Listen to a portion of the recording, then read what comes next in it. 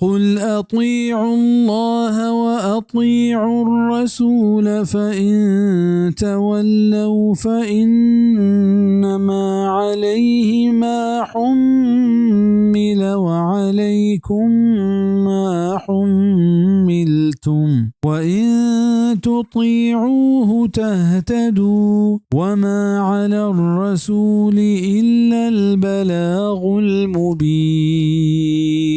بگوش که فرما برداری بکند پا وجدلی الله و یا رسول نی آگا شما دیم تاب داد گوڑ بید اشیاء دگه چنیست که ای بزا رسول زما ایوکا ہما ہستے کہ ای سرا علم کنک بتا و شما سرا ہستے ہما چیز که شما زما کنک بتا و آگا شما ای بزا پیغمبر رندگیری کت اور شما ہدایت سرائے و نیست رسول سرا بید ظاہر رسینگا. ای آیت وَإِن تُطِيعُوهُ تَهْتَدُوا وَأَطِيعُوا الرَّسُولَ لَعَلَّكُمْ تُرْحَمُونَ سورۃ آل عمران 132. چیشاں ای خبر خوب پدر بیت ظاہر بیت کے ہدایت سرا بیے کے واسطہ رسول صلی اللہ علیہ وسلم رندگیری کنگ علمیت لازمیت و ہمیں پیما اللہ پاک کے رحمت کو ہما کسابنت کیا رسول صلی اللہ علیہ وسلم رندگیری اکنت بعض مزن افسوس حبری کے میں زمانگا رسول صلی اللہ علیہ وسلم رندگیری کنو کا گمراہ گشک بھی بلے اللہ پاک کے فرمان ہم شند کہ رسول فرما بردار ہدایت سرائنت و اللہ پاک کے رحمت ہمانی سرا گوارنت تقلید دعوادار آگاہ ببا کہ آئینی امامانی وصیت ہمانی مگاہنت کہ اہل حدیثانی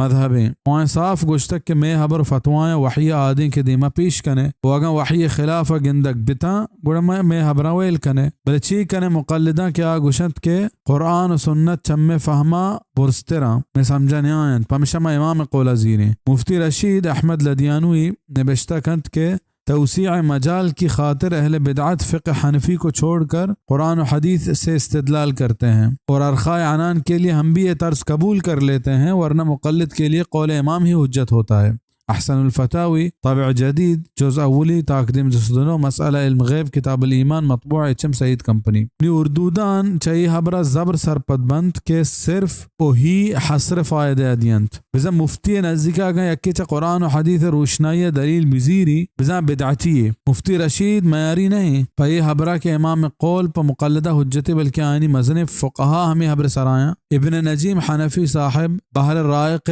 کیا یہ احناف دومین عمان گشاں صاحب کنز عبارت کہ ذمی عہد ذمہ رسول صلی اللہ علیہ وسلم بعد و رد گوشگا جمہور علماء نزدیکا پروشی بل میں مذہبنا پروشی حاشیہ سر نبشتہ کنت کہ نفس المؤمن تميل الى قول المخالف بزا الى قول الجمهور في مسألة السب ولكن اتباعنا للمذهب واجب. البحر الرائق شرح کنز الدقائق جز 5 تقدیم 115 فصل فی الجزیہ کہ مومن دل ای مسئلہ تہا جمہور نے مگالیٹیت کیا ذمی کہ پیغمبر صلی اللہ علیہ وسلم بعد و رد کا اکشک بھی بل میں سراوتی امام مذہب رندگیری لازم ہے. ہمیں پیما حنفی علماء وتی امام مذہب رعایت واسطہ قرآنی آیت تحریف بدلی معنی ہم کنند کوثری گشت کے وقد سمی اللہ سبحانہ المحور بالأجور فتكون تسمية الأجر للوطء بمنزلة تسمية المهر للنكاح. احقاق الحق للكوثری الحنفی پیج نمبر 72 سے چاہیے عبارتہ یہ خبر پدر بیت کے کوثری ہمیں گشک لوٹی کے آگاں یک مردم یا یک جنے آدم یا زار داد پا ہمیں حبرہ کے آگوں یہ ہم بستری بکاں